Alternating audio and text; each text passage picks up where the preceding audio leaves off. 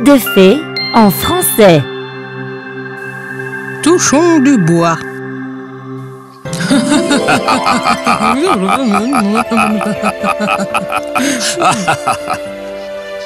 Je suis si heureux que les jours sombres soient derrière nous.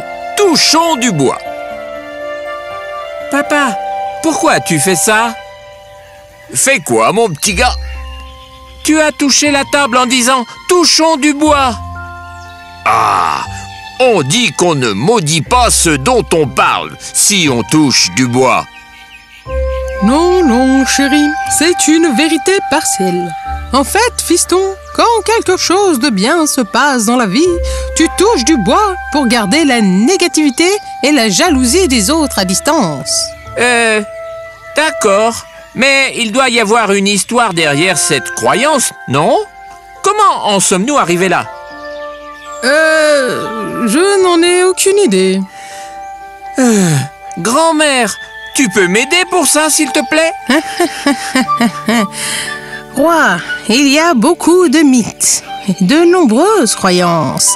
Certains disent que les fées vivent dans les arbres et chaque fois que quelque chose de bien se passe dans ta vie, tu les remercies en frappant 2 fois sur un arbre. Certains croient que toucher du bois distrait les mauvais esprits qui y résident et les empêche d'entendre tes désirs pour l'avenir.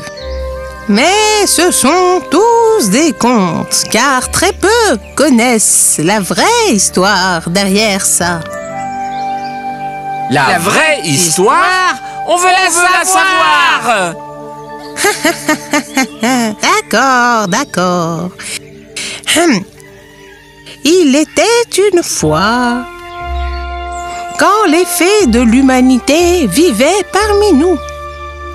Il y avait 2 petites fées qui n'avaient pas encore compris le monde et ses règles.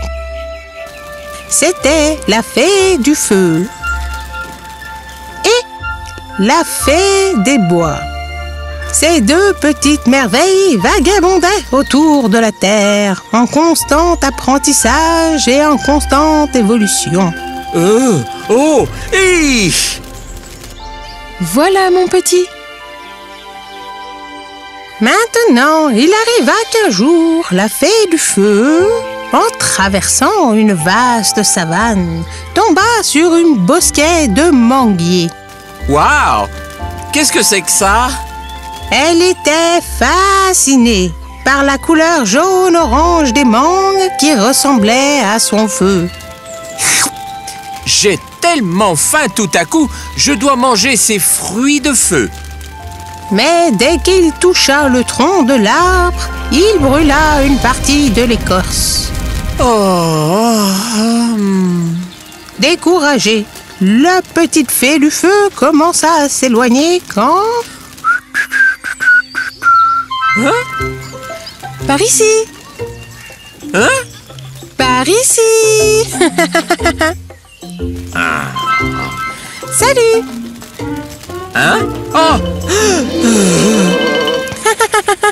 Ah, je m'appelle Bois. Et tu es? Feu. Enchanté, Feu. Oh, ouch! Oh, vraiment désolé. C'est pas grave, ça va repousser. Hé, tu veux jouer? Jouer? Allez, je vais t'apprendre.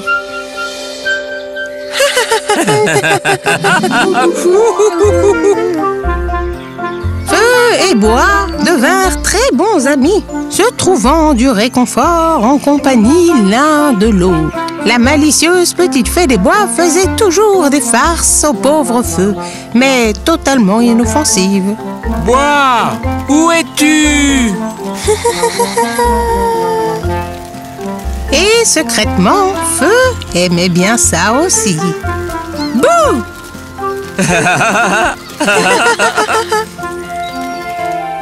Le temps passa et Feu et Bois grandirent. Leur amitié et leur lien étaient devenus encore plus forts. Ils étaient toujours là, l'un pour l'autre et ensemble. Ils aidaient les humains, parfois les animaux et parfois ils se prélassaient en compagnie l'un de l'autre. Feu, à quoi tu penses? Regarde les étoiles, elles sont si belles. J'aimerais pouvoir te les apporter. Je t'ai à mes côtés, je n'ai pas besoin des étoiles. Mais juste une fois, si je pouvais. J'ai une idée. Hé, qu'est-ce que tu fais? Bois, viens ici. Qu'est-ce que c'est? Oh, Des étoiles pour toi. Waouh! Comment vas-tu les appeler? Des étoiles volantes? Non. Tu pourrais les appeler... lucioles. Et à ce moment-là, Feu se rendit compte à quel point il aimait Bois. Les deux se regardèrent au milieu des lucioles luisantes. Ils se rapprochèrent l'un de l'autre et l'élan naturel de Feu, qui est de toucher le bois, le surpassa. Alors qu'il baissait sa garde, il toucha le visage de Bois. Oh non, je suis si désolé. Des larmes coulaient des yeux de Bois tandis qu'elle le regardait, car elle aimait aussi Feu. Mais elle savait que leur amour ne serait jamais possible. Ça va. Je suis prête à brûler dans tes flammes, Feu. Jamais. Je ne te ferai jamais ça. On ne peut pas être ensemble, Bois. Je vais te consumer. Non, non. Au revoir, mon amour. Garde-moi dans tes rêves. Aussitôt dit, Feu se retourna et sauta dans les airs, se transformant en boule de feu. Feu! Non! Attends! Feu! Le lendemain matin, Feu se réveilla allongé dans la forêt.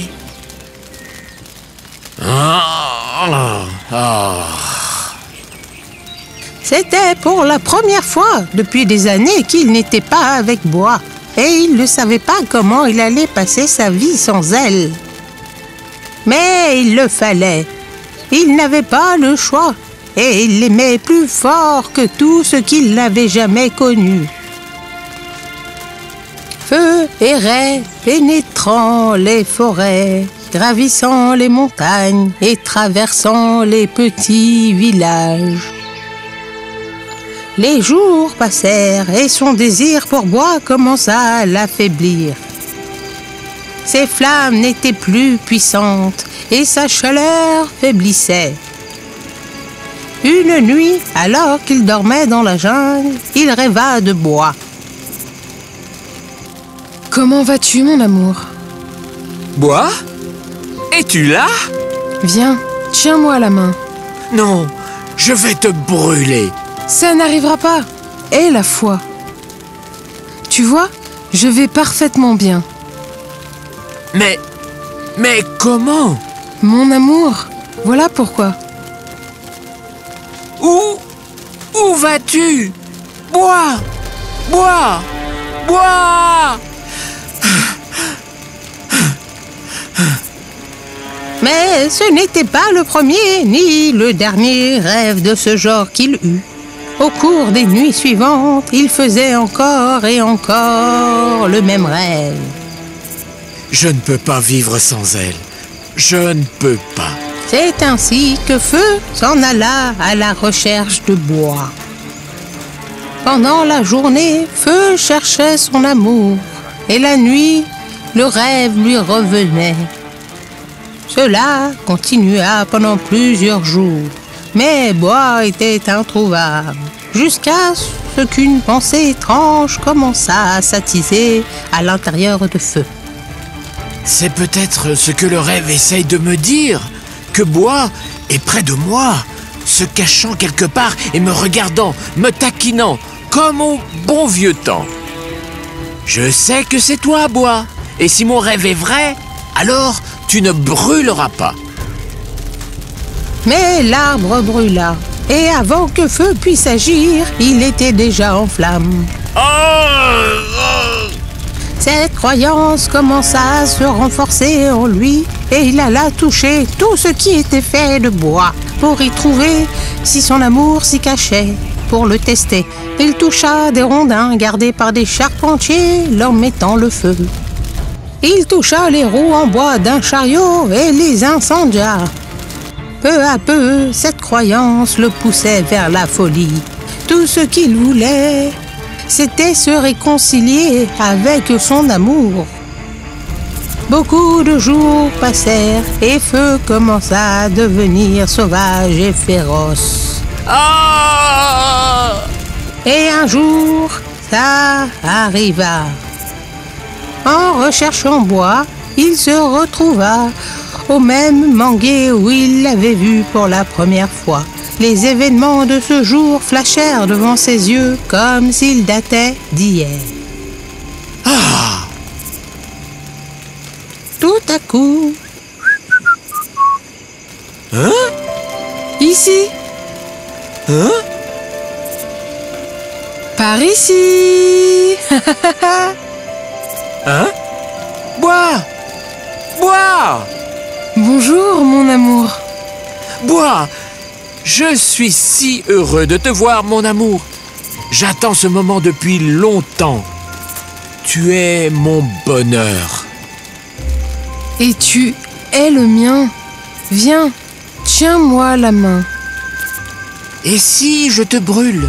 J'ai peur de perdre ce moment, de te perdre ainsi, que le bonheur que ça m'apporte après tous ces temps. Ça n'arrivera pas. Tiens-moi la main et dis « Touchons du bois » tout en le faisant. Et ce moment sera avec toi pour toujours. Je serai avec toi pour toujours. Feu, incertain, mais désirant tenir son amour, prit ses mains dans les siennes. Rien ne s'est passé. Oh mon amour, je t'aime tellement. Les deux s'enlacèrent un bref moment. Et puis la nature, qui est pareille pour l'homme et les anges, agit. Quoi? Non! Non! Non! Bois! Crois-y! Non! Pourquoi tu as fait tout ça? Pourquoi m'as-tu dit qu'il ne se passerait rien? Parce que le feu brûle le bois. C'est la loi de la nature. Et c'était mon destin. Tu te souviens quand je t'ai dit que j'étais prête à brûler dans tes flammes? C'est le moment. Bois! Non! Cette vie sans toi est sans signification. Le feu brûle le bois, c'est la loi de la nature. Mais quand il n'y a plus de bois à brûler, le feu périt aussi. C'est aussi la loi de la nature.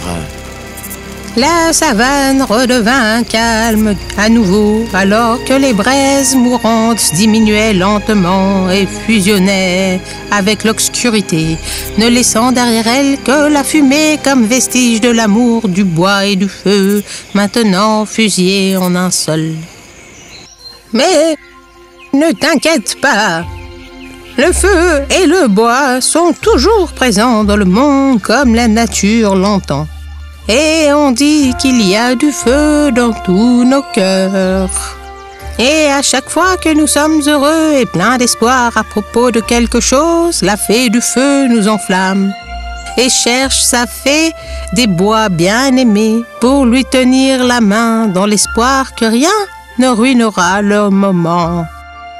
Et c'est pourquoi nous disons « touchons du bois » instinctivement, afin de ne pas gâcher l'instant, la fin.